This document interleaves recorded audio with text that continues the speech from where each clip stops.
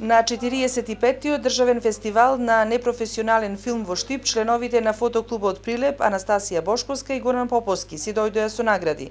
Документарниот филм Ковач, снимен во старата Прилепска чаршија, им донесе две награди.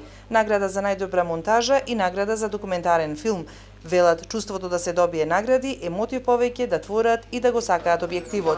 Вкупно учествуваја 13 филмови во официјална селекција, тоа значи дека имало и повеќе други филмови кои што не влегле во селекција. И ние освоевме награда за најдобра монтажа и најдобар документарец. Учествувавме и на други надпревари и филмски фестивали. Најпрво како проекција го имаше нашиот филм на Джифони во Скопје, само тоа беше без награда. Се проектираше пред полно луѓе од различни земји, значи деца на наша возраст. Исто така учествувавме и со овој филм на Камера 300 во Битола минатата година, на која што ја зедовме буквално најјаката награда во цел фестивал. И исто така учествувавме на овој фестивал што беше во Штип и од кој зедовме две награди.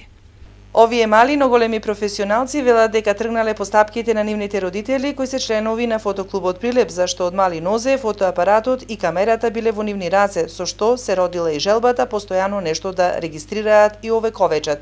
Татко ми се занимаваше со тие работи и јас онака ме интересираше што се случува, како се случува. Исто така во клубот ме носеше, што значи јас тој сме буквално уште најмала возраст во вакви